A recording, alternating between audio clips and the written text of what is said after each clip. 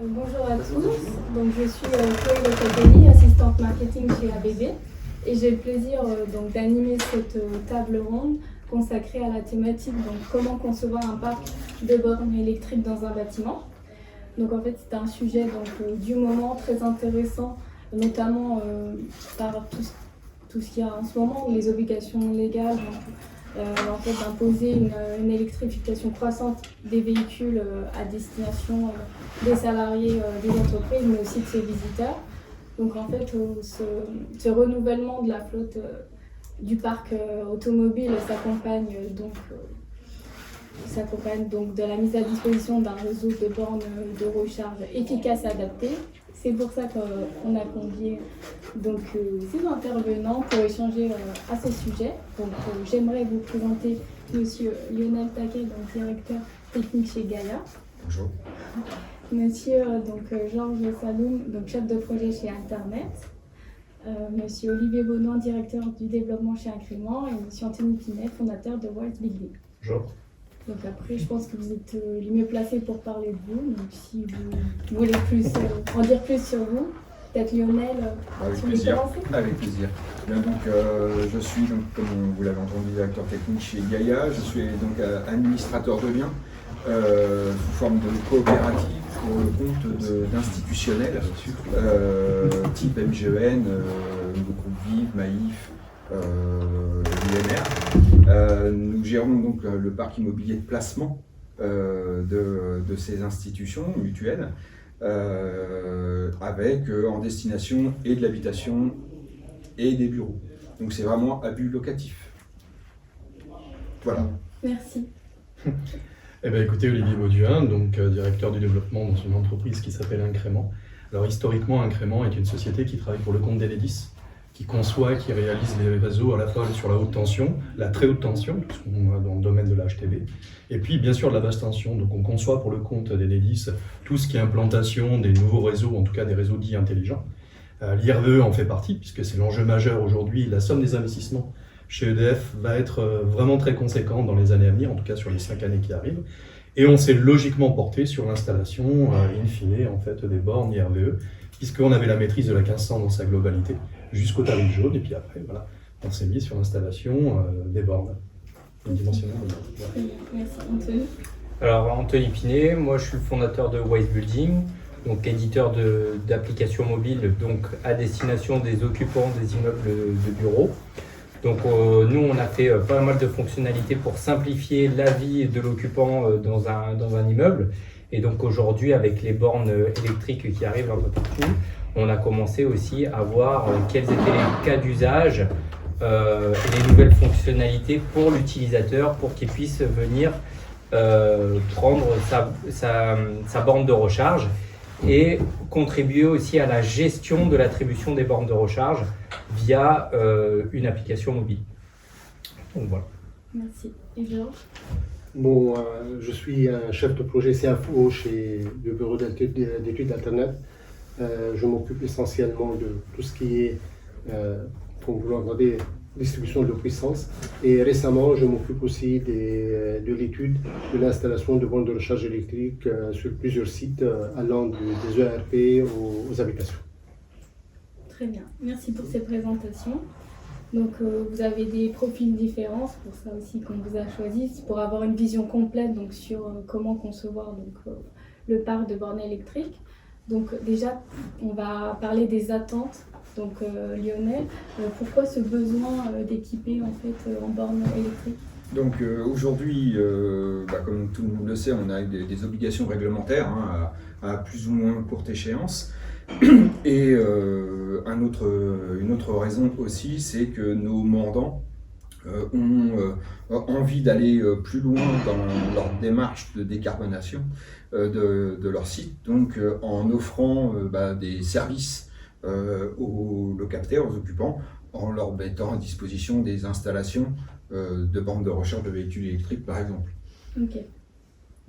Et pensez-vous que les usages en termes de mobilité électrique des occupants de vos bâtiments sont clairement définis? Alors effectivement, aujourd'hui on a deux usages bien particuliers comme je l'ai déjà énoncé. On a l'habitation avec des occupants qui viennent se connecter le soir en rentrant du bureau ou qui repartent justement au bureau avec un deuxième usage où là on est plus sur de l'usage, on va dire peut-être instantané. Donc pour l'instant, moi j'ai identifié deux usages. Un usage d'habitation où là l'occupant vient à sa propre borne et un deuxième usage dans ses bureaux où il va se connecter pour faire un complément d'alimentation, de recharge, et pour partir sur un rendez-vous, revenir, recharger. J'ai deux systèmes pour l'instant identifiés d'usage, et ce qui m'intéresse, c'est de bien comprendre les outils que j'ai à disposition. D'accord. Donc on a vu donc, les attentes, et là il faut voir en fait comment y répondre. Donc là, grâce à Georges, est-ce que vous pouvez nous parler donc, de l'accompagnement sur la mise en place de ce type de projet? En fait, le point de départ, c'est la loi d'Homme, qui impose la réduction de l'émission des gaz à effet de serre. Si je ne me trompe pas, on prévoit d'ici 2030 une réduction de 40% par rapport à l'émission en 90, ce qui est énorme.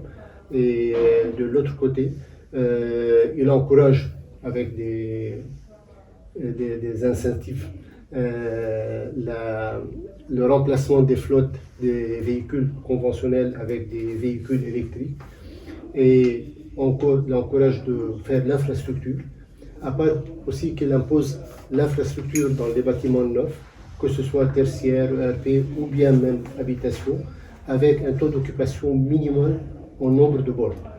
Donc ça dépend de quel type de bâtiment on en parle. Il y a un nombre minimal à équiper et il y a un nombre minimal à pré-équiper. Et le pré-équipement, c'est-à-dire faire toute l'installation sauf la borne. Donc on équipe tout, mais la borne restera le choix ultérieur, que ce soit dans un mois ou dans un an, ça dépend des gens. Et il y a encore un terme qui est très important, c'est le droit à la prise. Donc n'importe qui maintenant qui voulait installer une borne, il a le droit d'installer une borne. S'ajoute à ça aussi les normes en vigueur pour l'installation électrique. Vous savez très bien que dans un parc de stationnement, on a deux intervenants. On a tout d'abord l'installation électrique avec que ce soit le NFC 1500 ou bien 1400, ça dépend des puissances mises en jeu. Mais il y a encore un autre volet qui est très important, c'est la sécurité incendie. Et c'est là où, personnellement, je dirais que nous sommes un peu en retard. On a le PS qui réglemente ça pour les ERP et les parcs de stationnement ouverts au public, mais on a aussi les parcs de stationnement privés mais ouverts au public et les parcs de stationnement privés. Et là, on est un peu en retard. Heureusement, en faisant l'étude de faisabilité et tout ça, et en discutant avec les maîtres d'ouvrage, la majorité vont vers l'application du PS sur leurs biens. Il ne faut pas oublier, et ça je vous dis, je pense que vous êtes encore au courant, il y a maintenant le problème de quantité de plastique dans les voitures. Maintenant, je ne sais pas si vous avez une idée ou non, mais 50% en volume d'une voiture, c'est du matériau plastique. Et le plastique prend feu plus vite que le fer qui existait il y a longtemps. Il y a 30 ou 40 ans, une voiture qui prend feu dégage à peu près 2 ou 3 mégawatts. Là, les voitures modernes dégagent à peu près 7 mégawatts. Et quand je dis ça, il faut faire attention à la structure du bâtiment et non pas aux voitures.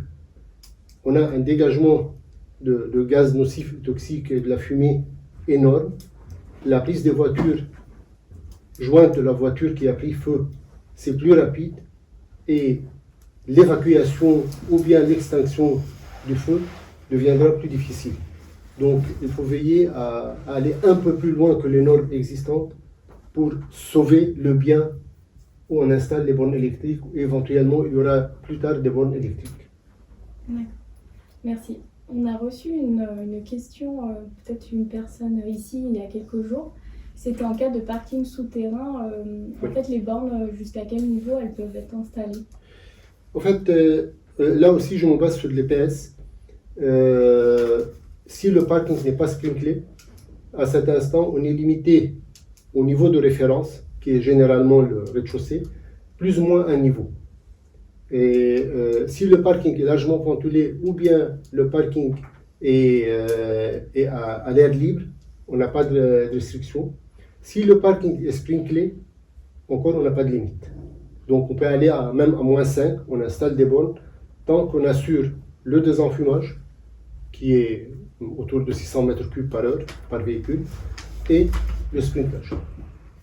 Donc ça c'est rassurant, en tout cas si le parking est sprinklé, on n'a pas de limitation d'installation des bornes électriques ni en nombre ni au niveau. Donc je peux même équiper tout le parking de bornes de recharge électrique et je n'ai pas de mettre les restrictions. Je pense que vous êtes au courant que dans le cas où le parking n'est pas sprinklé, il faut le compartimenter. Et quand on le compartimente, on est obligé par une puissance qui ne dépasse pas le 150 kW par compartiment, au maximum 20 places de recharge. Et il faut créer encore des stations de recharge avec des murs coupe-feu et tout ça. Bon, tout ça se devra prendre en considération quand on élabore un projet. Donc, quand on fait l'étude de faisabilité, il faut mesurer les deux coûts, sprinkler ou bien faire toutes les restrictions et voir qui est le plus intéressant pour l'utilisateur. D'accord, merci. Et en termes de choix de bornes, que préconisez-vous comme parc idéal pour vous? Bon, si je parle d'habitation ERP ou ERP classique, et là c'est une question de choix ou de retour d'expérience, vu les puissances de recharge des véhicules électriques à l'heure actuelle, le 7,4 c'est le plus recommandé. Parfois j'y vais un peu plus loin en recommandant les 22 kW, car vous savez très bien que 7,4 x 3 ça fait à peu près 22. Et donc, si vous voulez un jour passer à 22 kW et si l'infrastructure supporte le 22 kW, vous n'avez qu'à remplacer la borne de charge. Et comme vous le savez ici, la borne de charge peut être contrôlée en puissance. Donc, je peux installer la borne de 22 kW, mais limiter la puissance de charge à 7,4. Tout dépend de l'investissement que le maître d'ouvrage voulait mettre. Mais pour l'heure actuelle, plus que 90% des voitures ont une puissance de charge qui ne dépasse pas les 7,4. Donc l'idéal c'est 7,4. Si vous voulez aller plus loin, le 22 kW, c'est encore un très bon choix. D'accord, merci. J'ai une question maintenant pour vous, Olivier. Donc, est-ce que vous rencontrez des décalages peut-être entre les attentes et la réalité du terrain, peut-être les difficultés rencontrées lors d'une installation de borne? Complètement, mais ce qui vient d'être dit est essentiel parce que le client, ou en tout cas le maître d'ouvrage, ou celui qui souhaite faire installer ses bornes, en fait part avec une optique ou peut-être une volonté de. Et le fait de le conseiller, donc d'avoir un vrai bureau d'études qui soit sur la notion de conseil pour pouvoir à la fois dimensionner peut-être le parc, dimensionner les équipements, puisque y a aussi les décrets BAX qui commencent à arriver, et là la notion TGBT est très forte aussi là-dessus. Donc, et on sait que le prix de l'immobilier étant bien supérieur à tout ce qui est la gestion locative de la borne, donc il y a eu des décisions qui avaient été prises, pas forcément judicieuses à un instant donné, mais qui remet effectivement tous les paradigmes en fait connus, tous les paradigmes en jeu. Donc oui, on est face à des contraintes, nous aussi, quand on veut installer, qui est celle du dimensionnement, qui est complètement celle du dimensionnement, où on part sur de l'acquis, donc avec un existant, et essayer de dimensionner les bornes. Donc là, la préconisation, on part exactement sur de la même philosophie, où on arrive vraiment sur du 7 kg. Et quand on a un dimensionnement qui est possible supérieur, quand le maître d'ouvrage ou le client souhaite avoir une installation différente, et bien là, on se met en charge avec Enedis afin de savoir si on peut avoir des points de charge complémentaires et peut-être une augmentation de puissance ou une souscription complémentaire pour pouvoir alimenter tout ça. Ok, oui, vous vous adaptez ensuite. Alors, on s'adapte, mais on est aussi dans la notion de conseil. C'est, attention, on ne peut pas tout faire avec l'installation existante. Donc là, on le conseille, on l'oriente. Mais vraiment, j'insiste, et c'est vrai que la présence d'un bureau d'études aujourd'hui permet aussi d'apporter cette solution de conseil et cette solution, en fait, de dimensionnement. D'ailleurs, nous-mêmes, nous avons un bureau d'études, mais qui est vraiment avant TJ, ce qui fait qu'on prend forcément un autre bureau d'études qui est spécialisé là-dedans pour pouvoir faire le dimensionnement et accompagner au mieux le client et lui dire ce qui est possible. Pas du tout. En fait, juste pour ajouter un petit mot, c'est ce que je préconise toujours, c'est une étude de faisabilité. De voir ce qui est possible de faire avec l'existant et si on a des ajouts, comment on peut le faire.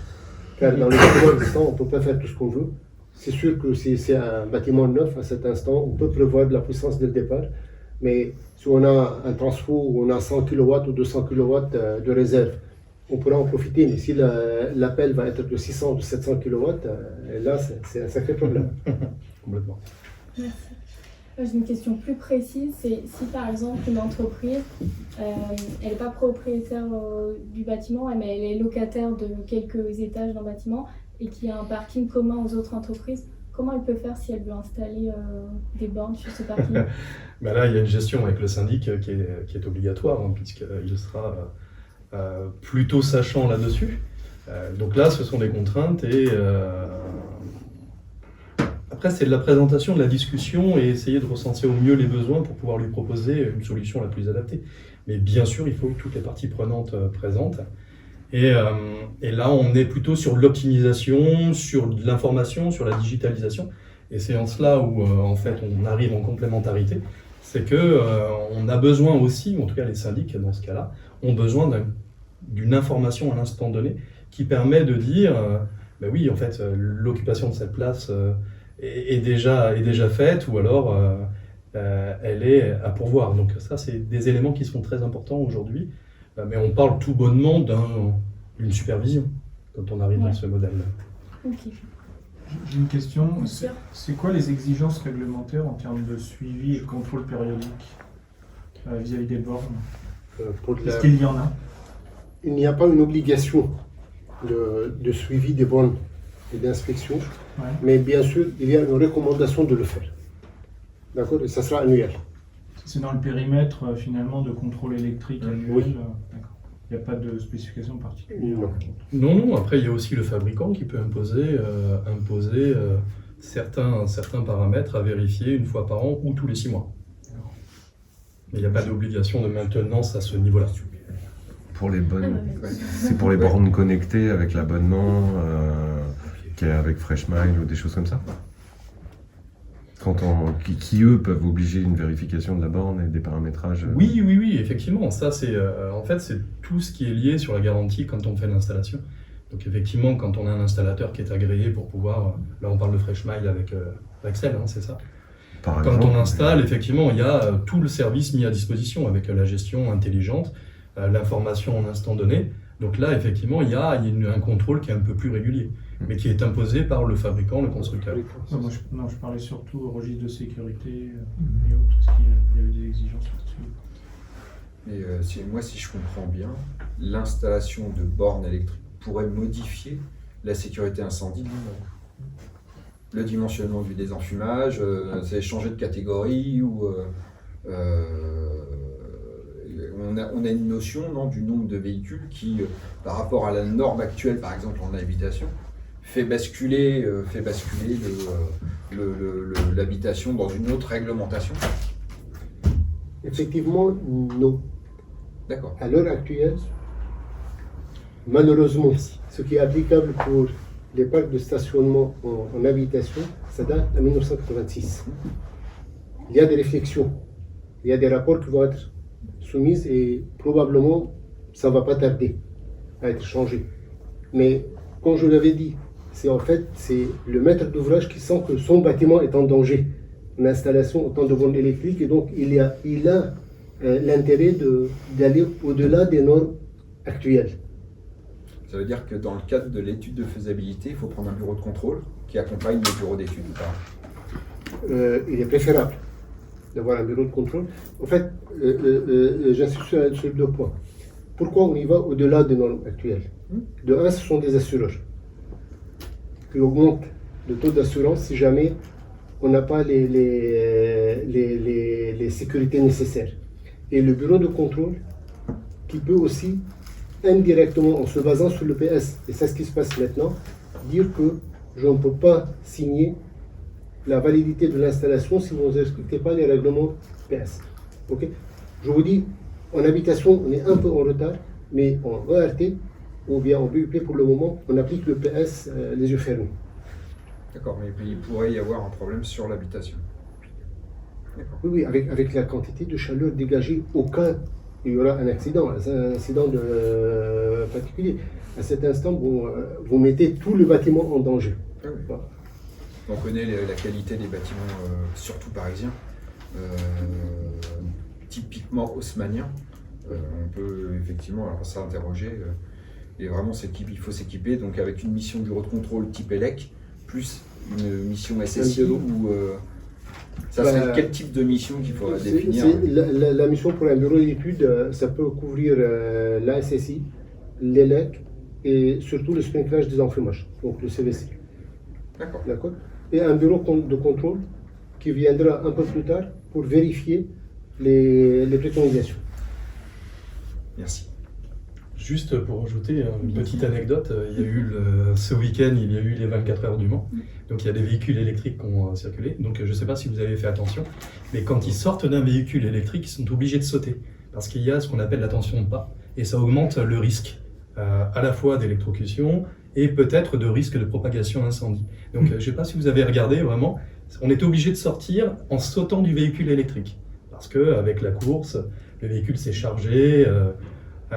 Et ce qui fait que oui, il y a une vraie problématique. Donc je pense que le problème n'est pas encore appréhendé totalement. Et les obligations ne sont pas encore présentes, mais elles ne vont pas tarder. Clairement. Donc il vaut mieux un peu attendre, on va dire, il vaut mieux faire les études de faisabilité avant d'aller à l'exécution. Il vaut mieux se mettre en retrait en attendant un peu quelques décrets ou arrêtés sur ce sujet où on peut avancer avec des bureaux d'études spécialisés. Si le besoin est éminent maintenant, vous basez sur l'existant, vous allez au-delà de l'existant, ou bien si vous pouvez attendre encore une année pour que les nouveaux réglementations sortent, à cet instant, on verra. Il y avait un rapport qui a été soumis, je pense, l'année dernière, qui préconise ou demande l'accentuation de règlements de sécurité, mais c'est pas encore, disons, approuvé et on n'a pas de retour sur ce rapport. En fait, ce qui était le plus réactif, c'est pour ça que j'insiste sur ça, c'était les Anglais et aux États-Unis, au Canada. Ils ont changé les règlements et malheureusement, c'est encore un peu différent. La France, c'est le seul pays où il y a 3 types de parking, 3 réglementations différentes. Partout dans le monde, il n'y a qu'une seule réglementation qui est applicable. Et c'est la réglementation la plus contraignante qui prend le dessus. Donc, mon avis, on va arriver à appliquer le PS sur tous les parkings. Le PS, pardon, c'est le parc de stationnement pour les IRP. Donc, c'est ce qui a été mis à jour en 2017-2018, je pense. Oui, et tout ce qui est relatif à donc, c'est le plus récent. En parc de stationnement. Ça veut dire, mais aujourd'hui, je comprends qu'on n'est pas soumis à une autorisation de travaux. On n'a pas de démarche administrative à faire. Pour installer une borne? Oui, non. Des bornes, y compris un gros parc. Non, quand vous dépassez un certain seuil, vous allez faire des travaux, y compris une demande de PDL, un truc comme ça. À cet instant, il faut faire une déclaration des travaux ou bien on DP. Et du coup, il y aura un consuel qui va vérifier l'installation après. Y compris en habitation, parce qu'en habitation, en réalité, mes travaux, aujourd'hui, je veux faire des travaux modificatifs sur une installation électrique, je n'ai aucune démarche à faire. Mais est-ce que vous avez suffisamment de puissance en réserve? Oui, bien sûr. D'accord. Ça veut dire que si je dépasse ma puissance actuelle de l'immeuble, il faudra que je fasse une démarche auprès d'un Enedis ou auprès où je fais une DP ou... Généralement, en habitation, vous créez un PDL qui donne tout l'immeuble. La puissance en réserve, ça ne dépasse pas de quelques dizaines de kilowatts. Donc ça peut alimenter 2-3 bornes de recharge. Quand on a une centaine ou bien une dizaine de bornes de recharge, il faut créer un PDL spécifique. Et c'est ce que j'essaie de demander tout le temps, c'est de prendre un PDL réservé pour les bornes de recharge, indépendant du PDL existant pour l'immeuble, pour ne pas confondre les deux. Ouais. Mais j'ai pas de démarche administrative spécifique, comme quand je modifie une façade, je vais faire une DP, je vais faire... Non. Sauf la création du PDL, si l'immeuble est classé ou bien inscrit, oui. À cet instant, vous devez faire une démarche juste pour avoir l'accord de la création du coffret de coupure en façade ou ailleurs. C'est ça. Non, mais, en dépassant la puissance, on aurait pu se dire, comme dans les ERP, il faut obtenir une autorisation de travaux. Donc là, en habitation, on reste sur une situation classique. D'accord. C'est juste le consuel qui va vérifier l'installation à la fin, comme on a une création d'un nouveau PDL, donc il devra passer pour vérifier. Mais c'est pas quelque chose qui est très grave. Oui, bien sûr. Hormis les délais. Oui. C'est la grosse problématique. Effectivement.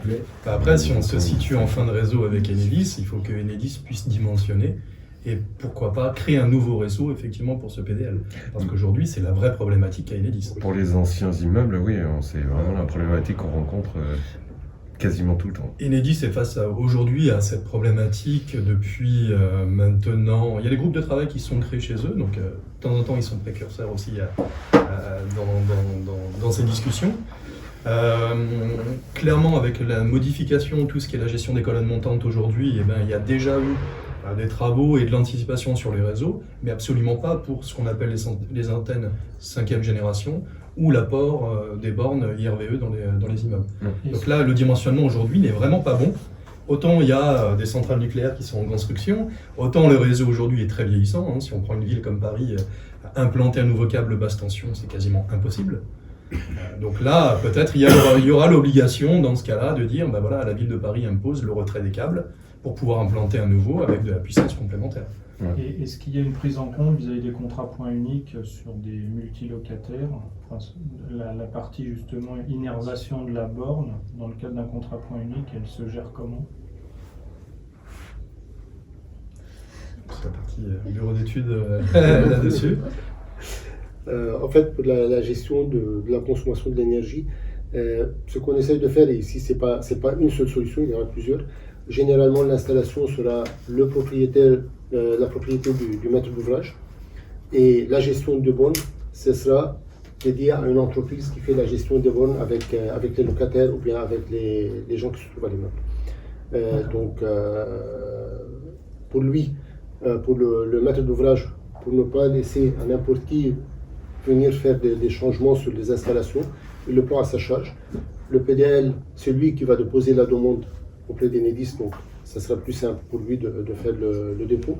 La deuxième solution, c'est que le gestionnaire des bornes, il fait toute l'installation. Donc, de la demande, et à cet instant, le PDL, ça lui appartient. Ça n'appartient pas à l'immeuble, et la gestion, ça lui appartient aussi. Je trouve que la première solution est quand même un peu plus cohérente. Oui, sauf à ce que vous imposez le fournisseur d'énergie à vos locataires, ce qui n'est pas en adéquation avec la réglementation. J'impose pas de fournisseur d'énergie. Celui qui administre la borne et qui va porter le contrat. Celui qui administre le contrat, ça va amener son contrat pour le locataire. Et généralement, ce qu'essaie le maître d'ouvrage de faire, c'est de négocier un contrat collectif avantageux pour les locataires. Au lieu que chacun négocie son contrat, on négocie un contrat global pour tous les locataires. On impose les mêmes conditions pour tous les locataires. Et à cet instant, sûrement dans l'avenir, on va avoir aussi ce qu'on appelle, je ne sais pas ce qui se passe en informatique, c'est le pouvoir de changer le fournisseur d'énergie sans toucher à l'infrastructure. Et du coup, ce n'est pas le cas actuel, mais probablement d'ici 4 ou 5 ans, à cet instant, vous pouvez changer de fournisseur sans toucher à l'infrastructure existante. C'est ce qu'on peut déjà faire. C'est ce qu'on peut déjà faire, oui, avec les simplement un problème de répartition et de refacturation. Oui, mais dans le cas où on a un immeuble et on a un seul fournisseur pour le moment, et avec un contrat collectif, c'est fini. C'est ce fournisseur-là qui fournit tous les immeubles. Mais ça, aujourd'hui, vous n'avez plus le droit de l'imposer à un locataire. Sauf à mettre un contrat point unique en place. Oui, c'est ça. Et du coup, vous réouvrez le marché au point de livraison, on va dire, de la zone locative. Et du coup, un point général qui est commun se retrouve dans ce même schéma. Excusez-moi, votre avis sur le classement ICPE pour les plus de 600 kW notamment? Le classement ICPE, en tout cas, on a des Faudra accumulateurs. Quand on a des... peut-être définir ICPE, s'il vous plaît. En fait, ce sont les équipements qui sont soumis à l'émission de l'énergie qui n'est pas propre, disons. Okay? Comme les groupes électrogènes, comme les accumulateurs, comme tout ce qui peut produire de l'énergie à base de carbone, qui sera soumis à une déclaration ou bien à une autorisation. Dans le cas des bornes de recharge, c'est plutôt une déclaration qu'une autorisation. L'autorisation, elle est acquise dès le départ, mais il faut faire une déclaration comme quoi on a tel nombre de véhicules électriques dans notre parking, et donc indirectement un certain nombre d'accumulateurs qui sont dans les véhicules et qui vont être cernés par une certaine puissance. Pour vous, cette déclaration est à faire dès lors où il y a quelle puissance à peu près? En fait, il y a plusieurs niveaux. La déclaration obligatoire, si je ne me trompe pas, c'est au-delà de 1 MW thermique. Si vous êtes à une puissance qui est inférieure à 1 MW, vous n'êtes pas obligé de faire la déclaration. Et quand je dis 1 MW thermique, généralement en électrique, grosso modo, il faut diviser par 3. Donc autour de 300 kW. Ça, c'est la préfecture qui peut nous renseigner. Oui, vous pouvez le trouver sur Internet. En fait, cette semaine, j'étais en train de faire une demande RCPE, pas pour les véhicules électriques. Les véhicules électriques vont arriver, mais car j'ai sur un bâtiment deux groupes électrogènes de 850 kVA à peu près chacun à Paris. Donc, on est obligé de faire une déclaration, car ce n'est pas un usage courant, mais c'est un usage, je dirais, ponctuel au cas de coupure de courant électrique qui n'a jamais produit à Paris depuis 1978 à peu près. Mais on est obligé de faire les tests de démarrage de groupes électrogènes 2 ou 3 fois par an, et donc il faut le déclarer. D'accord? Donc, n'ayez pas peur de la déclaration. C'est juste une procédure administrative à faire et c'est fini. Non, si vous voulez, il y a des avis différents sur le sujet. Entre l'obligation sur les 50 kW de toute la partie accumulateur, notamment sur tout ce qui est chargeur d'équipements qui sont peut-être plus liés à la manutention. Donc au-delà de 50 kW, il y a une déclaration à faire. Et aujourd'hui, je lisais dans la rubrique qu'il y avait une déclaration à faire pour les plus de 600 kW. Et quand je pose la question, même comme à d'autres, aujourd'hui, c'est pas simple de se positionner pour savoir exactement quelles sont nos limites. Alors nous, en tant que propriétaire, on se fixe une limite à 600 kW divisé par le nombre de chargeurs. Ça fait déjà une flopée d'équipements. On sait qu'on ne les atteindra pas à moins de la borne ultra rapide, où là, les 600 kW peuvent être atteints rapidement. Et si vous voulez, c'est quand même un point important pour nous propriétaires de savoir quelles sont nos obligations. Ça rentre un petit peu dans notre réflexion sur le déploiement. Si ça nous fixe des limites, on sait que dans 10 ans, on les dépassera. Mais d'ici là, ça nous permet de statuer sur le nombre de bornes à mettre en place sur le En fait, ils ont changé les niveaux de déclaration il y a quelques années. Ils étaient autour de 2 à 20 MW. Et maintenant, ils l'imposent à partir de 1 MW. Et donc, je ne sais pas si d'ici 3 ou 4 ans aussi, c'est réduit. Là, vous êtes sur la rubrique combustion, groupe électrogène des chaudières. Y compris les accumulateurs. Car j'ai des onduleurs aussi, et les onduleurs sont des accumulateurs. Ils contiennent des accumulateurs. On en discutera. Oui. Merci. Oui, vous pourrez en parler après cette table ronde. Là, j'aimerais revenir plus sur vous avez parlé de la consommation d'énergie, la gestion des bornes. On peut s'imaginer des pics de consommation, peut-être à un moment donné, quand les salariés, par exemple, arrivent à l'entreprise, ils vont se brancher tous au même moment le matin. Là, je m'adresse à vous quatre. Comment en fait gérer ces pics de consommation?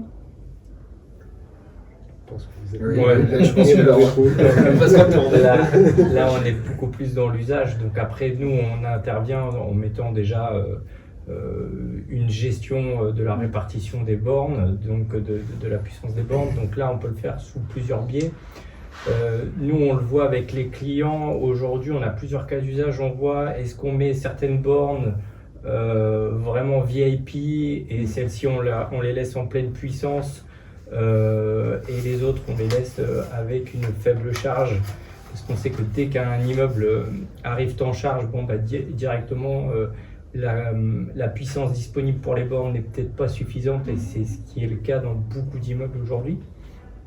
Par rapport au nombre de véhicules électriques qu'on peut avoir aujourd'hui et encore pire demain, puisque toutes les flottes électriques arrivent. Donc là, après, on a plusieurs moyens. Soit on fait ça, soit après on répartit la puissance sur la même puissance sur toutes les bornes. Et donc là, c'est plutôt équitable pour tout le monde. On ne prend pas en compte le top management de l'entreprise. Ou alors, nous, avec des modes applicatifs, on va essayer d'aller chercher, donc ça, c'est vrai, c'est un peu plus compliqué, mais on va aller essayer de chercher le niveau de charge des véhicules. Donc là, ça va vraiment dépendre des véhicules et de ce qu'on peut récupérer. Et là, on est vraiment sur quelque chose de smart. Et en fonction des véhicules les plus déchargés, qu'on puisse venir augmenter la puissance sur ces véhicules-là plutôt que d'autres. Donc là, on n'y est pas encore parce que c'est un peu les prémices, mais c'est vers là où on veut tendre. Et après, bien évidemment, dans la gestion des bornes, ce qu'il faut surtout aussi amener, c'est sensibiliser les utilisateurs finaux au fonctionnement qui a été prédéfini dans l'immeuble. Parce que sinon, comme on arrive, la plupart, on veut que tout fonctionne comme on l'a décidé, alors que ça n'a pas été conçu comme ça. Et si on ne veut pas avoir une frustration de l'utilisateur final, il faut les sensibiliser, il faut les accompagner. Et pour ça, un outil digital est quand même le plus adéquat pour toucher tous les utilisateurs en même moment. Ok, donc outil digital, ça peut être une application, il y a un QR code, je sais pas. Alors là, on a plusieurs systèmes. On est en train de parler avec plusieurs fabricants aussi. Soit vous avez un QR code qui est propre à l'utilisateur. Et là, si vous rajoutez par exemple un système de réservation, donc là c'est ce que nous on fait, réservation des places de parking, parce qu'il n'y a pas suffisamment de places attribuées, donc pour pas se retrouver à aller sur son lieu de travail et pas avoir de place et pas repartir avec son véhicule le soir, on réserve sa place de parking avec la borne. Si elle est réservée, on peut accompagner l'installation avec de l'IoT pour pouvoir mettre un voyant rouge même s'il n'y a pas de véhicule pour dire cette place est déjà réservée. Et lorsque on arrive sur cette place réservée, on met notre QR code ou on badge avec la technologie NFC pour pouvoir débloquer la charge, pour pouvoir être reconnu et que le véhicule puisse obtenir la puissance de la borne. Donc ça, c'est ce qu'on est en train de mettre en place là sur 2 immeubles au total. Et ce qu'il faut bien avoir en tête, c'est que l'utilisateur final a toujours des recommandations et des modes de fonctionnement qui sont différents de la conception. Parce que quand j'entends parler jusqu'ici, on essaie d'avoir tous les cas d'usage possibles, mais dans le fonctionnement derrière, c'est complètement différent. Et on le voit en plus, c'est-à-dire que vous avez beau prendre 2 immeubles identiques et mettre des installations complètement identiques, c'est vraiment les locataires, selon les locataires que vous avez, qui vont avoir des fonctionnements différents et des demandes complètement différentes. Et je reviens sur ce que vous disiez tout à l'heure, le plus, ce qu'on essaye de faire nous avec le digital, c'est de le rendre le plus flexible possible. Parce que si demain vous avez un locataire et que ce locataire change, ou que les besoins de ce locataire évoluent, qu'on puisse changer ça, le fonctionnement sans qu'on ait besoin de revoir l'infrastructure, de revoir toutes les installations qu'on ait pu faire. Et ça, le digital s'y prête bien, parce que du coup, on peut arriver à faire quelque chose sans tout remodifier d'un point de vue installation. C'est-à-dire que le nouveau locataire, il peut reconfigurer peut-être depuis l'appli ou pour mettre ses préférences et les attentes? Oui, voilà.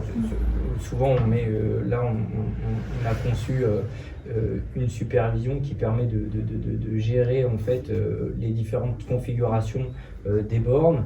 Donc là, on va essayer sur les deux cas d'usage qu'on va avoir, on va essayer de faire un premier scénario. Et après, dans l'usage, on verra si ça fonctionne bien et on l'améliorera en fonction de ce qu'on peut avoir. Parce que toujours, et même si les technologies sont abouties et même si on en reparle dans 10 ans, quand on arrive sur des nouvelles installations, c'est toujours un peu expérimental. Et si on ne part pas avec ça, on va amener de la frustration, on va amener de l'inconfort, de l'insatisfaction. Et je pense qu'en France, on est les champions pour ça, hein, on aime bien râler pour tout. Et au bout d'un moment, il faut amener les choses, même si elles sont compliquées, il faut les amener le plus simplement possible à l'utilisateur final. Et aujourd'hui, on a du mal à le faire. Nous, c'est ce qu'on essaye de faire à travers des solutions digitales, mais c'est pas toujours évident. Ok. Donc pour avoir les attentes, peut-être récolter des avis pour savoir un peu l'expérience utilisateur. Exactement. Ce qu'on fait, c'est qu'on fait déjà des premiers constats sur l'expérience utilisateur, comment elle est. On est présent sur site. On a aussi on peut faire des sondages auprès des utilisateurs sur l'application mobile pour savoir quel est leur taux de satisfaction et de façon complètement libre nous donner des recommandations. Et du coup, par rapport à ça, on les prend en compte et on est en méthode un peu agile, donc c'est-à-dire qu'on prend en compte ces expériences et on voit comment on peut améliorer nos solutions. Et sans pour autant influer sur les installations qui sont déjà quand même assez onéreuses aujourd'hui et qu'on soit obligé de tout refaire. Ok. Après, je ne sais pas si vous avez d'autres choses à ajouter sur l'usage. Sur l'usage, il y aura juste un complément à faire, c'est-à-dire qu'aujourd'hui, on a parlé de paiement, mais le paiement de l'utilisateur final, on va y venir. Donc, il y aura vraiment une gestion de paiement à faire aussi sur les bornes. Donc ça, on est en train de réfléchir comment on va le faire aussi, parce que est-ce que c'est qu'une seule partie de la consommation qui est prise par l'utilisateur final et l'entreprise ou le propriétaire, si c'est le propriétaire, ça sera rétribué dans les charges, refacturé dans les charges bien évidemment auprès des locataires, mais est-ce que les entreprises le prennent à leur compte ou est-ce que c'est l'utilisateur final? Pour savoir aussi si c'est un véhicule professionnel ou un véhicule personnel. Donc il y a toute cette gestion aussi à prendre en compte sur le paiement de la charge électrique. Donc, voilà. J'ai eu, excusez-moi pour rebondir sur ce que vous dites, j'ai eu le cas d'un industriel qui a une vingtaine de bornes sur son parking, libre, et qui nous ont demandé si, en fait, eux, ils se posaient la question s'ils n'auront pas, en cas de contrôle URSSAF, des problèmes d'avantages en nature, entre guillemets, de mise à disposition de bornes gratuites pour leurs salariés. Donc ils nous demandaient si on pouvait pas, c'était des Schneider, si on pouvait pas venir mettre des badges, etc. Pour savoir qui consomme quoi, pour éventuellement, pas forcément couper ça dans les fiches de paie, mais pour, en cas de contrôle, pouvoir délivrer à l'URSSAF qui a consommation quoi, qui a consommé quoi. Alors après, c'est toujours pareil. Nous, quand on arrive là, on arrive sur des installations à la conception. Donc là, nous, on fait nous-mêmes toute la gestion, on va mettre en place toute la gestion. Après, il faut prendre cas par cas, qu'est-ce qui est existant, est-ce que les bornes sont complètement autonomes, chacune d'entre elles, et aujourd'hui, on peut les prendre à la volée, ou est-ce qu'il faut rajouter un système de gestion dessus? Voilà, après je pense qu'aujourd'hui on est vraiment aux prémices par rapport à ça. Effectivement, j'ai bien entendu, mes deux clients aujourd'hui m'ont posé exactement la même question et c'est pour ça que nous on anticipe et on met une centrale de gestion et on rajoute le paiement par utilisateur dans notre application et tout en respectant la RGPD et en faisant accepter à l'utilisateur final de renvoyer cette information auprès de l'entreprise, eh ben, on peut arriver à savoir combien le collaborateur a consommé. Néanmoins, le problème fiscal, je ne pense pas qu'il doit se poser à ce niveau-là, pour la simple et bonne raison, quand vous avez un véhicule de fonction, il est déjà considéré comme un avantage en C'est des nature. véhicules, Et le c'est gasoil, admettons, sur un moteur thermique, est déjà en fait déduit sur l'utilisation. Donc il n'y a pas d'avantage fiscal pour l'utilisateur, en tout cas le salarié, puisque c'est ni plus ni moins qu'un véhicule de fonction. Non, sur c'est lequel- pas des véhicules, c'est des pas véhicules des du personnel. Véhicule du personnel. Privé, du personnel. Parking ouvert, bon, du moins, dans l'enceinte, en extérieur. Pas peut-être 120 places de parking, puis une vingtaine avec des bornes 20 kW. Ça ressemble. Oui, ça ressemble à l'avantage en nature de toute façon. Ouais, et il s'est interrogé et je vous avoue que ça fait au moins 2 mois que j'ai pas insisté, mais ça fait au moins 2 mois que j'ai demandé à Schneider, parce qu'apparemment ils peuvent faire évoluer, donc il n'y a pas de lecteur de badge ou quoi que ce soit, il n'y a même aucun câble réseau qui va vers ces bornes, il n'y a que des câbles de puissance, des 5G16 je crois. C'est des bornes doubles avec des gros disjoncteurs, je sais pas, des MSX en TGBT, mais aucune possibilité de gestion. Et Schneider m'avait dit que ils ont des services d'évolution de bornes où ils peuvent venir, un technicien Schneider peut venir rajouter donc ce lecteur, etc. Mais qu'il fallait, nous installateurs, qu'il fallait qu'on tire les câbles courant faible dans les fourreaux existants. Heureusement, c'est des fourreaux assez épais. Et voilà, donc, mais c'est une problématique qui se pose. Mais là, il y a une autre problématique dont vous parlez, c'est aussi toutes les bornes et les systèmes qui restent propriétaires et sur lesquels vous allez être obligé de passer par cet industriel pour pouvoir faire évoluer vos systèmes. Et après, les systèmes qui sont quand même plus ouverts, sur lesquels nous, on va pouvoir beaucoup plus agir derrière et où les clients ne seront pas figés à passer par un industriel, à avoir des prix des fois exorbitants sur certains cas d'usage et du coup à avoir une obsolescence de leur système qui au bout de 10 ans on arrive et on ne peut pas aller plus loin. Donc moi je le vois sur certains cas, c'est pour ça que nous on essaye d'avoir une couche digitale vraiment pour pouvoir rendre plus flexible et faire évoluer l'installation, mais toujours avec le même matériel. Mais si on arrive sur des marques ou des industriels qui restent avec des technologies propriétaires, faut s'attendre à des évolutions qui peuvent vous coûter extrêmement cher et à avoir peut-être, si vous faites passer ces évolutions-là, des obsolescences déjà programmées par rapport aux nouveaux usages qu'on va avoir et peut-être aux nouvelles réglementations que vous allez avoir. Donc après, ça c'est un choix qu'on peut avoir lors du choix du matériel qu'on pose. Les collectivités se sont déjà posées sur ce cas de figure et aujourd'hui il y a une réglementation qui est propre à la collectivité avec un système en open source ou avec un OCPP, c'est ça, 2.0 pour avoir une lecture et une prise de l'information instantanée qui soit complètement libre. Donc il y a déjà cette obligation pour la collectivité de ne plus avoir à chaque fois en fait une référence avec le fabricant. Donc quand on intervient nous pour le compte d'une collectivité, quand on installe les bornes, quand on met en place la supervision, il faut à la limite être quasi en marque blanche de sorte à pouvoir faire évoluer facilement via l'outil, via l'intégration d'outils, de sorte à ce qu'elle ne soit pas engagée vis-à-vis de quelqu'un. Et c'est déjà le cas pour les collectivités aujourd'hui en France. Juste une petite question. Votre travail est limité sur la partie software ou bien vous travaillez encore sur l'installation des hardware dans les équipements de gestion? Nous, on est vraiment spécialisé en software et après, côté hardware, on a plusieurs prestataires et des partenaires avec qui on travaille. Mais nous, à la base, on est vraiment éditeur et on fait vraiment du software. Par contre, on est obligé de travailler avec eux pour justement faire évoluer les logiciels et les applicatifs pour l'utilisateur. Donc, parce qu'il expose des bornes de recherche qui ne sont pas intelligents, qui ne sont pas équipés des cartes. Bon. Est-ce que vous pouvez installer la partie hardware pour rendre la borne intelligente et par la suite faire la gestion au-delà, ou bien il est figé avec Schneider pour faire la solution?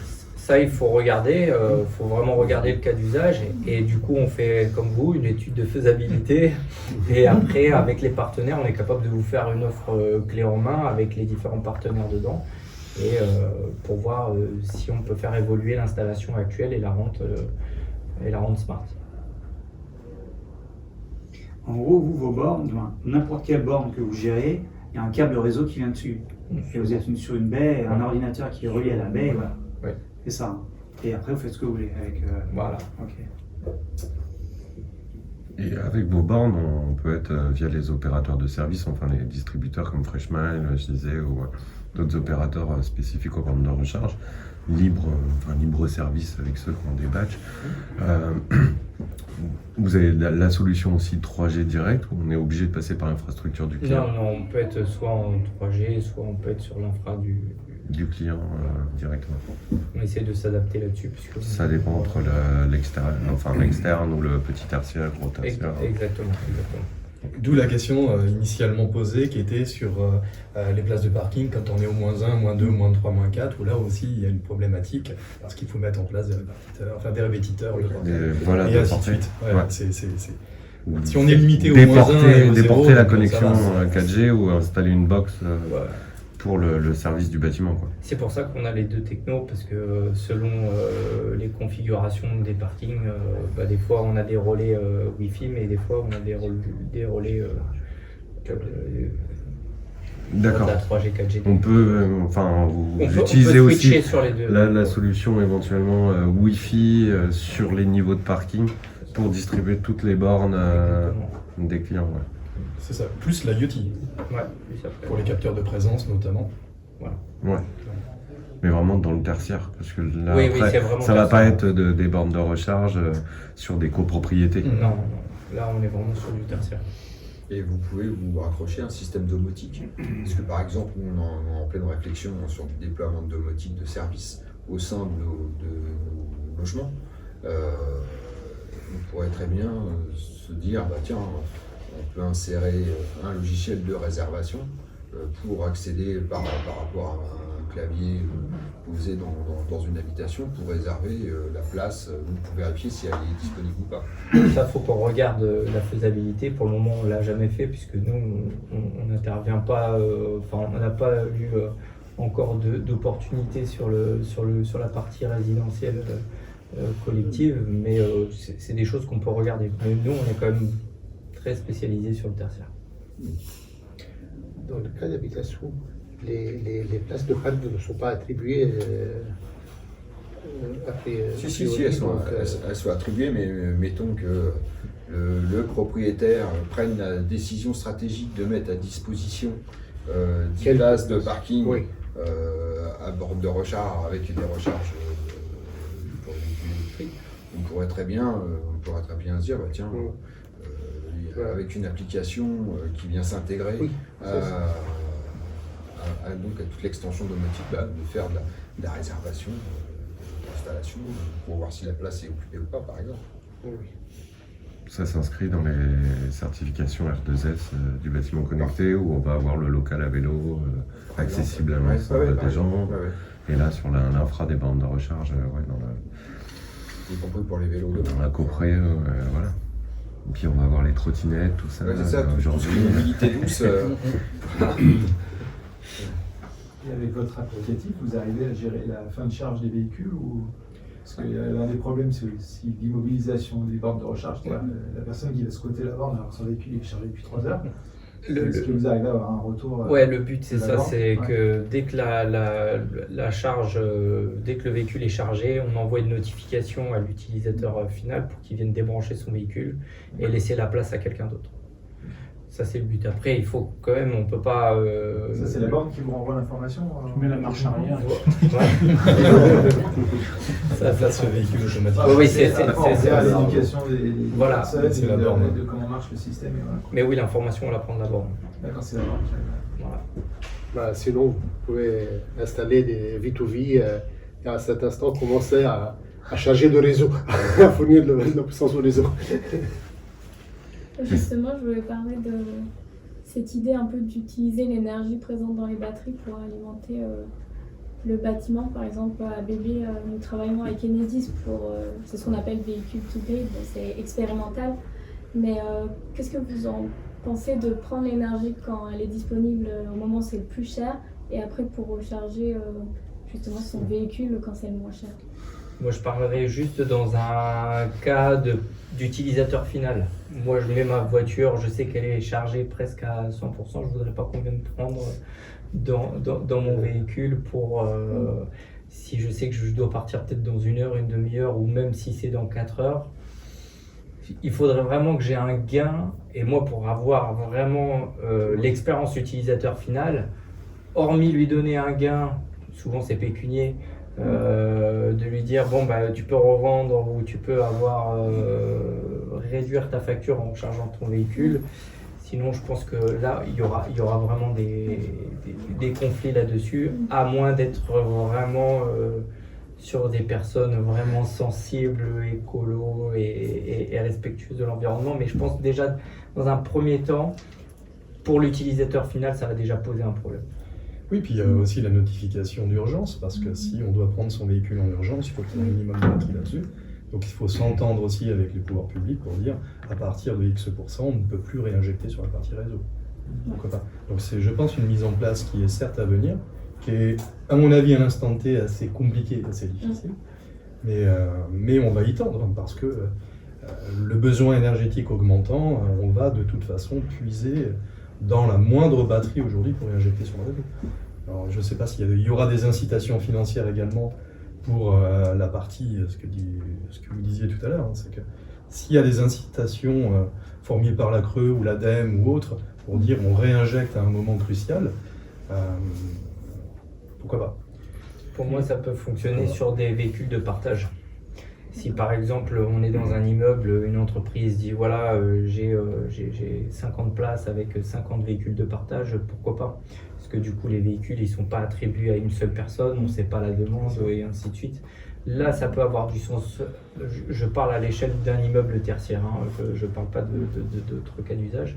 Mais sinon moi je vois pas les utilisateurs finaux arriver avec leur véhicule, qu'ils soient personnels ou professionnels d'ailleurs, arriver et dire bon bah on va me piquer de la charge, je sais pas si je vais repartir cet après-midi parce qu'on me prend de la charge. Surtout si tu l'as chargé au prix d'une charge rapide et on va te le piquer au prix... Exactement. Et... Après ça reste maximum 10% de la batterie qui va être utilisée. En général il y a un projet en Occitanie qui a été lancé sur ce sujet-là, mais c'est une flotte de véhicules professionnels. Et du coup, c'est dans un certain cadre d'utilisation. Pour le particulier, ça va être différent, mais ça ne dépassera jamais les plus de 10% de la batterie qui sera utilisée pour réinjecter dans le réseau et permettre de rééquilibrer la puissance des réseaux. À moins d'avoir un contrat en EJP, en effacement, où là, effectivement, il y aura de l'incitation qui existe aujourd'hui. Ouais. Même pour le particulier, en Bretagne notamment, où il y a des alertes en disant « je peux m'effacer aujourd'hui, en contrepartie, je suis récompensé ». Donc on peut envisager effectivement sur ces véhicules. À plus long terme, peut-être. Exactement. Vous savez s'il y a des offres communes avec des ombrières, etc. pour l'autoconsommation? C'est ce que j'allais poser comme question. Installation de bornes, mise en place d'ombrières. Est-ce qu'on peut associer la borne de recharge à de l'ombrière solaire? Pourquoi pas? C'est déjà fait chez certaines...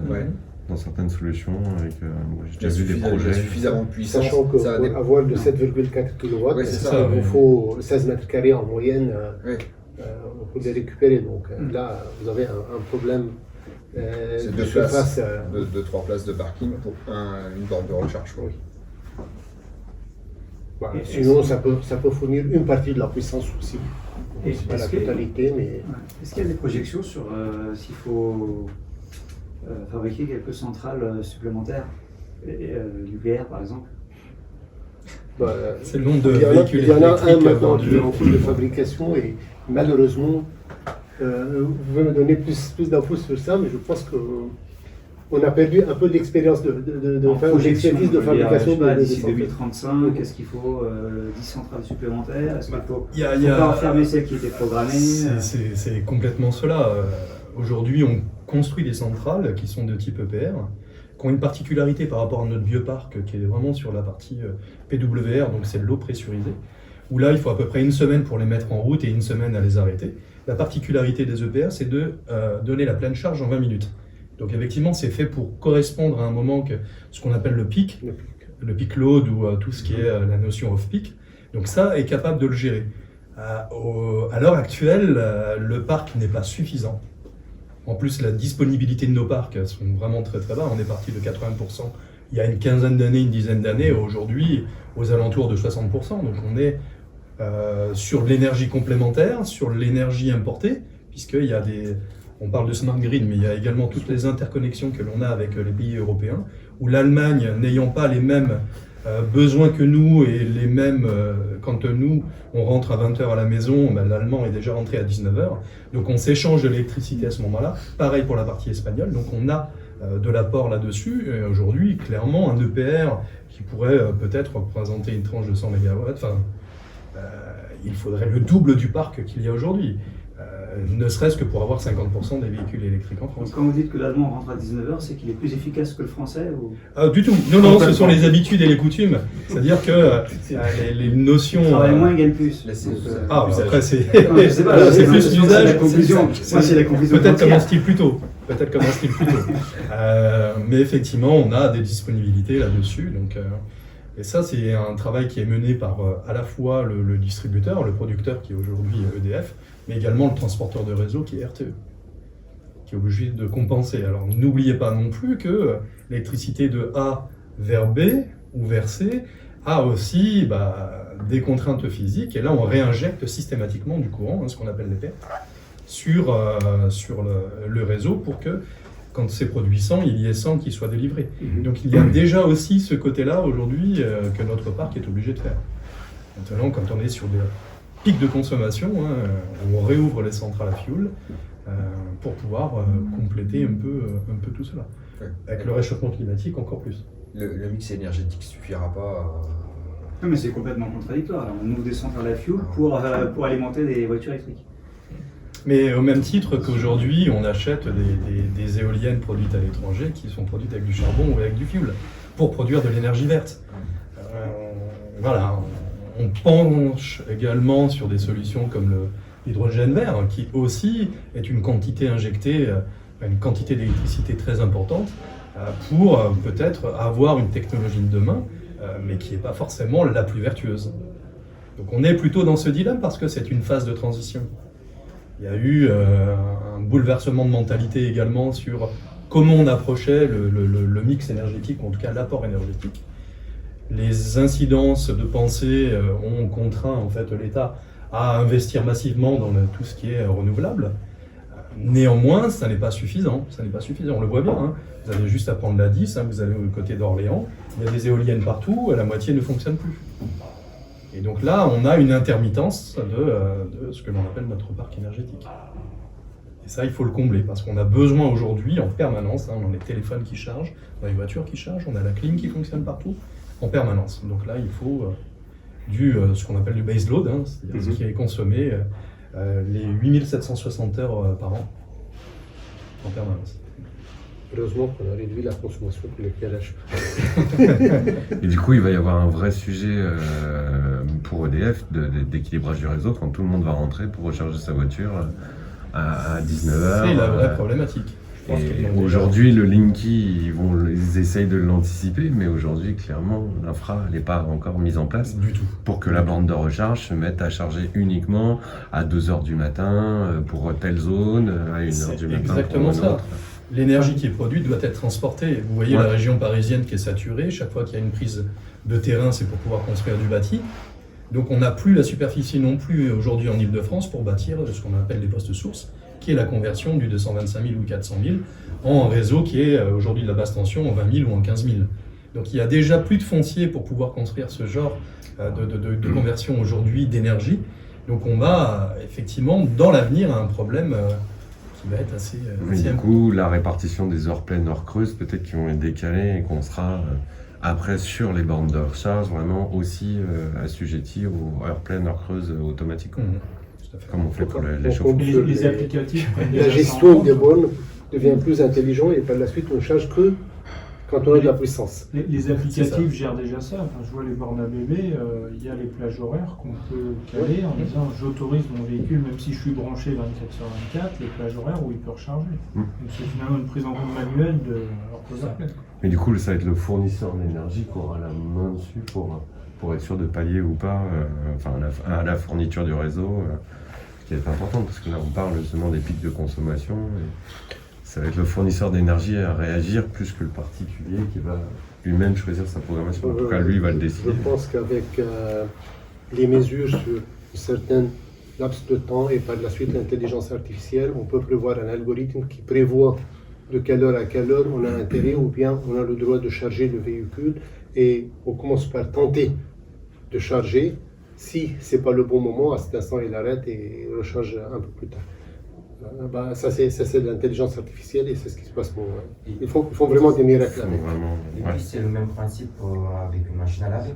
On a notre smartphone qui programme la machine à laver, ou même la programmation de la machine à laver entre de 23h et 6h du matin. C'est le même principe avec le véhicule.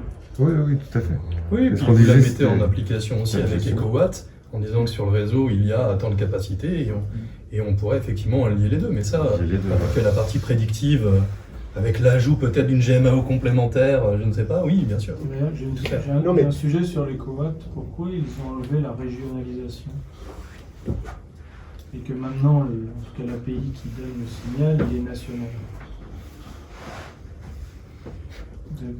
Bonne question. Une vraie bonne question, je ne sais pas du tout, pour peut-être contenter la totalité des régions, quand on parle de la Bretagne, qui est aujourd'hui déficitaire en termes de capacité et en termes d'apport d'électricité, qui n'a jamais voulu d'avoir de centrales nucléaires ou autres sur son territoire. Donc peut-être pour ne pas pointer du doigt les mauvais élèves depuis les années 70, on choisit peut-être sur certaines régions de dire voilà. C'est justement la bonne conséquence. Hein. C'est justement la bonne conséquence. Justement, peut-être. On demande à RTE peut-être là-dessus. En parlant de l'avenir, du coup, pour un peu résumer ce qu'on s'est dit, comment, j'aimerais vous entendre les cadres, savoir comment voyez-vous le parc de bornes idéal et sa gestion, un peu pour conclure cette table ronde. Bon, en tant que maître d'ouvrage, déjà, je dirais que c'est la souplesse, obtenir le service, que ce soit du service de fourniture, que ce soit l'exploitation de la borne, qui s'entretienne, je dirais, correctement, et puis que tout ce qui est soft soit adapté à mon usager. C'est la borne idéale. Ok. Un autre avis? C'est assez bien résumé. Hein. Et surtout avoir la puissance disponible, quoi. Donc c'est surtout ça, parce qu'aujourd'hui, c'est surtout ça la crainte, c'est pas forcément l'installation, parce que là on peut le voir, mais c'est qu'il y ait suffisamment de puissance pour tout le monde. Ça confirme. Peut-être que dans le futur, vous ferez des configurations, vous direz, voilà, une fois qu'une voilure est chargée à 80%, ça charge 500 watts. Pour que les autres soient... C'est ce qu'on essaye déjà de faire. Ça existe, ce monde. En fait, je pense qu'avec le flotte des véhicules électriques, on risque d'avoir des pics de puissance qui diffèrent des anciens. Le pic qui était à 6h du matin, à 18h ou 19h le soir, probablement on le retrouve même à 2h du matin ou à 3h du matin si on lance la charge de flotte des véhicules électriques à cette heure-ci. Ou à 9h. Oui. Moi, je dirais qu'un des gros drivers quand même, je le vois au niveau de notre entreprise, c'est la trajectoire carbone qu'on applique chez nous et qui, quand on fait le panel des consommateurs en équivalent carbone, un des gros leviers d'économie, c'est quand même le parc de véhicules et le moyen de l'obtenir assez rapidement. Dans les renouvellements, c'est assez important. Ça va forcément s'accompagner toutes les infrastructures qui vont avec. Pas sans poser de problème. Vous aviez d'autres sujets que vous vouliez peut-être aborder? Non. Peut-être place aux questions. La remise commerciale à bébé. Pourquoi mettre une borne? Pas d'autres questions? des témoignages. Non, parce que j'ai l'impression, dans le résidentiel, dans les petites configurations, on peut trouver des bornes, je dirais, qui ne communiquent pas. Et ce que j'ai l'impression, c'est qu'on a quand même intérêt, même si ce n'est pas obligatoire maintenant, de penser à ce que la borne soit ouverte à la communication. Parce que c'est par son pilotage à l'extérieur, quelle que soit l'entité qui pilote, que ce soit un prestataire, Enedis ou il va falloir les piloter. On ne peut pas, de manière bourrine, installer des centaines de milliers de bornes et dire quand tu branches, ça marche. Mais aujourd'hui, quasiment l'ensemble des demandes qui nous sont faites vont vers cette orientation. Et pour aller plus loin, même les bornes déjà installées, de savoir est-ce qu'on peut les rendre communicantes et les rendre disponibles sur un réseau qui serait commun avec celle que l'on installe aujourd'hui. Donc oui, c'est aujourd'hui, pour être honnête, notre service ne s'arrête pas à je prends l'emplacement, je terrasse, je pose un massif, je pose la borne. C'est qu'on va vraiment au-delà. C'est déjà la faisabilité avec Enedis. C'est de regarder la puissance que l'on a en disponible en sortie de transfo ou pas du tout. C'est de voir aussi la configuration qui est possible de faire avec le niveau du truc. Et c'est de proposer une solution qui soit vraiment sur l'utilisation. Donc oui, avec toute la gestion du digital. Clairement, aujourd'hui, avec le monde applicatif, ça nous est demandé. Alors, je dois dire aujourd'hui, donc 90% des demandes. Oui, ça va dans le sens, de toute façon, du législateur. Avec la loi climat et résilience, la loi BAX, où il faut mettre soit des automates, soit piloter ces installations. Et c'est l'efficacité énergétique pour réduire le bilan, enfin son propre bilan carbone. Donc c'est vraiment, c'est plus tout à fait une question. C'est une obligation. Vous pensez dans les toutes petites installations, c'est-à-dire individuelles, ou les petits syndics, l'individuel, le particulier, ça aujourd'hui. Parce que on connaît la proactivité des petits syndics, je veux dire, qui sont là que pour gérer l'administratif quotidien et encore. Ils sont acculturés à tout ça Ça commence, et oui, ils le sont, parce que ils le sont par la force des choses. Ils le sont parce qu'ils sont dans un environnement qui est aujourd'hui de plus en plus connecté, et forcément tout le monde est au courant. Ce dont ils maîtrisent, c'est la prime dont ils ont droit quand il y a devenir qui est en jeu. Ça, c'est une évidence. Mais là-dessus, c'est aussi à nous de les conseiller. Effectivement, planter une borne pour planter une borne, c'est vrai que je pense qu'on arrive sur la fin d'un process et le début, en tout cas, d'autre chose, qui est vraiment sur le cycle de vie dans sa globalité. Mais même pour la maintenance, puisque quand on a des contrats de maintenance avec la borne, on est obligé d'avoir un système d'information. Puisqu'on nous demande aussi maintenant d'avoir une gestion, c'est-à-dire que quand on est dans un monde avec l'application, c'est de dire « cette borne ne fonctionne plus ». Est-ce qu'on peut détacher aujourd'hui la maintenance ou envoyer quelqu'un pour faire du curatif là-dessus? Je disais ça aussi, nous on est centre de formation donc, pour installateurs, PMP2, et il y a quand même les futurs installateurs, les grandes entreprises, elles ne sont pas ce problème, elles ont la compétence. Un installateur issu de la culture électricienne, dès qu'on parle de réseau, de connexion ou autre, on fait un break. On prend un café, quoi. Bien sûr. Donc, si la personne, l'individu, pour son paftard, lui dit tu mets une petite borne, ils vont prendre une copper, excusez-moi, je cite des noms, d'autres, hein, ou de la bébé complètement fermée, pas chère et tout ça. Et puis voilà, il a une installation. Quelle est la pérennité? Et ça vient déjà de la culture de l'installateur. Oui, il y en a. Et je ne peux pas lui en vouloir. Hein. C'est la massivation, le moins cher possible, et voilà, c'est des contrats. Pour les habitations individuelles, les maisons, etc., on ne peut pas imposer une borne intelligente ou bien une borne connectée. Mais tout ce qui est habitation collective ou immeuble d'habitation, au moins ce qu'on oblige maintenant, ce qu'on exige maintenant, que les bornes soient intelligentes. Donc ils se communiquent car on a une puissance commune qui va être répartie sur toutes les bornes de recharge. Donc on a intérêt à ce que les bornes soient intelligentes. Mais pour une installation individuelle, si quelqu'un veut charger sa voiture, on ne peut pas lui imposer. Bien sûr. Je suis libre, je veux charger ma voiture à 2 heures, je vais payer le tarif maximal. C'est mon droit. Sauf si Enedis qui impose que de telle heure à telle heure, on n'a pas le droit de charger la voiture. Donc là, imposer une borne de recharge intelligente, je trouve pas l'intérêt, franchement.